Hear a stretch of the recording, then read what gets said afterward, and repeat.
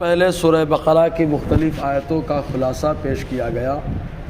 ابھی اپنے سامنے جو آیت کریمہ ہے، اس آیت کریمہ کا کہ نزول کا بیک گراؤنڈ اور اس کے معاملات، نزول کا بیک گراؤنڈ کچھ اس طرح بنتا ہے کہ اللہ کے حبیب صلی اللہ علیہ وسلم جب مکہ سے مدینہ جلوہ گر ہوئے تو مدینہ طیبہ میں بہت سارے یہودی رہتے تھے، نصرانی رہتے تھے، اور یہ لوگ اپنے آپ کو اہل کتاب کہتے تھے، حالانکہ تبدیل شدہ تورات کو، تبدیل شدہ انجیل کو یہ لوگ مانتے تھے۔ اور حضور صلی اللہ علیہ وسلم کے اندر جب ان لوگوں نے خوبیوں کو دیکھا کہ نبی آخر الزمان یہی ہے، انہی کے اندر ساری خوبیاں پائی جاتی ہیں، تو ان لوگوں نے حسد اور جلن کی وجہ سے انکار کرنا شروع کر دیا۔ تب ان لوگوں سے لوگوں نے کہنا شروع کیا کہ تم لوگ حسد اور جلن کی وجہ سے انکار کر رہے ہو، حالانکہ تم لوگ کتابوں کو بھی جانتے ہو اور کتاب کے اندر نبی آخر الزمان کے اوصاف کو بھی جانتے ہو، ساری خوبیاں ان کے اندر موجود ہیں۔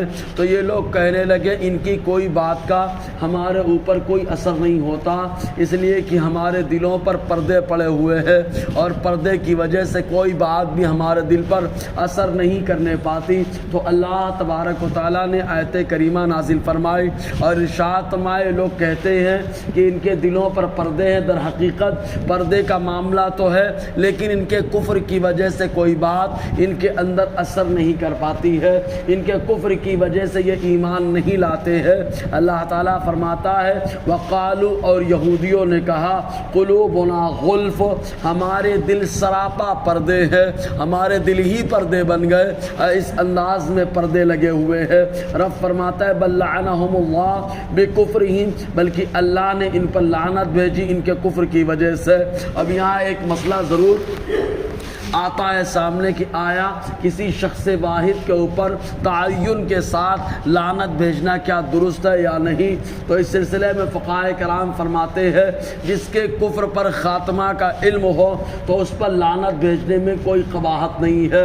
جیسے ابو جہل ملعون ہوا کیونکہ کفر کی حالت میں مر گیا، اور ایسے ہی بہت سارے کافر کفر کی حالت میں مر گئے تو وہ ملعون ہو گئے۔ اور جو بندہ جس کے ایمان کفر کے بارے میں یقین نہ ہو تو اس بندے کے بارے میں شخصی لعنت تعین کے ساتھ لعنت نہیں بھیجی جا سکتی۔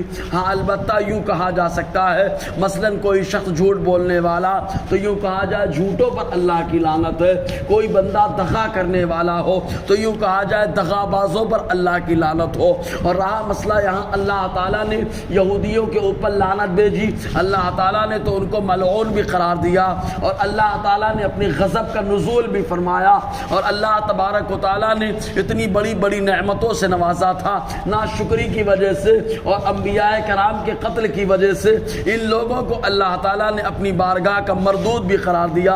رب فرماتا ہے فَقَلِيلًا مَا يُؤْمِنُونَ، تو بہت کم یہ لوگ ایمان لاتے ہیں۔ یہی وجہ ہے کہ بڑے بڑے پچھلی کتابوں کے جانکار رہے لیکن حسد اور جلن کی وجہ سے ایمان نہ لائے، اور جن کے اندر حسد اور جلن نہ تھا انہوں نے خالی سوال کیا، کلمہ پڑھ کے مشرف اسلام ہو گئے۔ جیسے حضرت عبداللہ ابن سلام رضی اللہ تعالی عنہ کہ جب حضور صلی اللہ علیہ وسلم ہجرت فرما کر مدینہ طیبہ تشریف لائے تو بخاری شریف کی حدیث پاک انہوں نے آقا علیہ السلام کے پاس آنے کے بعد 3 سوال کیے۔ پہلا سوال یہی پوچھا، یہ بتائیے کہ جنتیوں کی پہلی غذا کیا ہے، اور یہ بتائیے کہ بچہ ماں کی طرح کب ہوتا ہے اور باپ کی طرح کب ہوتا ہے، اور یہ بتائیے کہ قیامت کی پہلی نشانی کیا ہے۔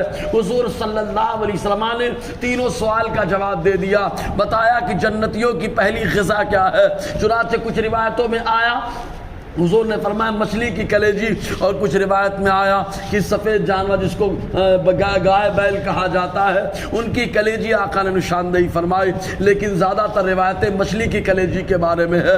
اس کے بعد حضور نے فرمایا جس کا نطفہ غالب ہوتا ہے بچہ اس کی طرح ہوتا ہے، اگر ماں کا نطفہ غالب ہے تو بچہ ماں کی طرح، اور باپ کا نطفہ غالب ہو تو باپ کی طرح ہو جاتا ہے۔ اور آقا علیہ السلام نے قیامت کی پہلی نشانی ایک آنکھ کے تعلق سے فرمایا فرمایا جو مشرق سے نکل کے مغرب کی طرف جائے گی، حضور صلی اللہ علیہ وسلم نے نشاندہی فرمائی۔ حضرت عبداللہ ابن سلام رضی اللہ تعالی عنہ جیسے ہی سنتے کلمہ پڑھ کے مشرف اسلام ہو گئے، اور جب ایمان لائے تو فوراً یہودیوں کی ایک جماعت پیچھے آئی۔ آپ نے ان کی آواز کو سنا تو حضور سے کہا کہ میں پیچھے چھپ جاتا ہوں، آپ ان لوگوں سے میرے تعلق سے پوچھئے کہ میرا مرتبہ اور اسٹیٹس کیا ہے ان کے درمیان۔ چنانچہ عبداللہ ابن سلام پیچھے چھپ گئے۔ جیسے یہودی آئے، حضور نے پوچھا یہ بتاؤ عبداللہ ابن سلام کا کیا مقام ہے تمہارے درمیان؟ تو ان لوگوں نے کہا وہ بھی عالم، ان کے والد بھی عالم، پورا گھرانہ عالم ہے، اور وہ سردار ہے ہمارے، ان کے والد بھی سردار گزرے ہیں۔ عبداللہ ابن سلام پیچھے چھپے ہوئے تھے، زور زور سے کلمہ شہادت پڑھتے ہوئے باہر تشریف لائے۔ جیسے ہی کلمہ سنا فوراً مخالفت کرنے لگے۔ اس انداز میں حسد کے شکار تھے یہود و نصارہ، جو حضور صلی اللہ علیہ وسلم پر ایمان نہیں لا رہے تھے خالی حسد کی وجہ سے۔ انشاءاللہ اور آگے گفتگو رہے گی۔ اللہ تعالی ہم سب کو فیضان قرآن، برکات قرآن سے مالا مال فرمائے۔